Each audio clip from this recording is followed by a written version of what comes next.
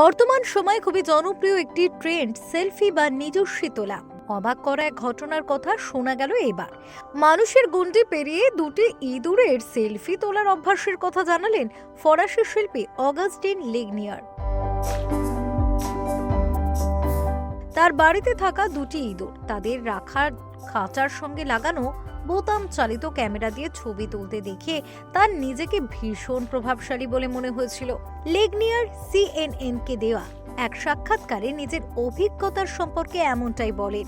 2021 সালে স্নাতক কোর্সের অংশ হিসেবে তিনি পোষা প্রাণী বিক্রি করে এমন একটি দোকান থেকে দুটি ইঁদুর কিনেছিলেন। এরপর বাড়ি এনে ইঁদুর দুটিকে রাখার জন্য একটি বড় খাঁচা তৈরি করেন তিনি। লেগনিয়ার এই ইঁদুর দুটির নাম দেন অগাস্টিন ও আর্থার। প্রথমটি তার নামানুসারে এবং দ্বিতীয়টি তার ভাইয়ের নাম অনুসারে নাম। অগাস্টিন ও আর্থার নামের ইঁদুর দুটিকে চিনি পাওয়ার জন্য বোতাম চেপে দেবার প্রশিক্ষণ দেওয়া হয়। প্রথম দিকে চিনি পাওয়ার বোতামটি এলোমেলোভাবে স্পর্শ করত তারা, তবে এক সপ্তাহের মধ্যেই তারা বুঝে যায় বোতামে চাপ দেওয়ার সঙ্গে চিনি পাওয়ার সম্পর্ক রয়েছে।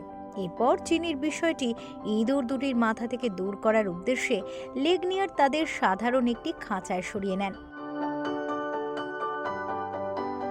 কয়েকদিন পর ইঁদুর দুটিকে আবারও আগের খাঁচায় ফিরিয়ে আনা হয়, কিন্তু এবার আর প্রতিবার বোতাম চাপলেই চিনি পাচ্ছিল না তারা।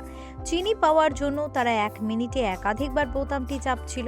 তাদের এই কর্মকাণ্ড দেখে এক পর্যায়ে সেলফি তোলার কথা মাথায় আসে তার। এর সম্পর্কে লেগনিয়ার বলেন, যখন আপনার এমন ক্ষমতা থাকে যা দিয়ে আপনি দুটি ছোট ইঁদুরকেও বশ করে ফেলতে পারেন, আপনার মনে হবে আপনি চাইলে পৃথিবীর সব কিছুকে ম্যানিপুলেট করতে পারেন। এটি সত্যি একটি অদ্ভুত অনুভূতি।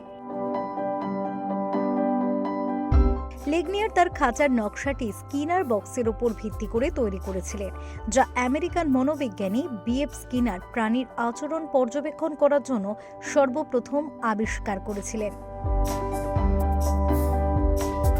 লেগনিয়ার ইঁদুর দুটির অনেকগুলি সেলফি দেখান, এর মধ্যে বেশ কয়েকটি আবার হেডশট স্টাইলে তোলা। সোশ্যাল মিডিয়ায় এই বিষয়টি বেশ আগ্রহের কেন্দ্রবিন্দু হয়ে দাঁড়িয়েছে। সকলেই বেশ আগ্রহ নিয়ে দেখছেন ইঁদুরগুলির সেলফি। ব্যুরো রিপোর্ট, নবীন নিউজ।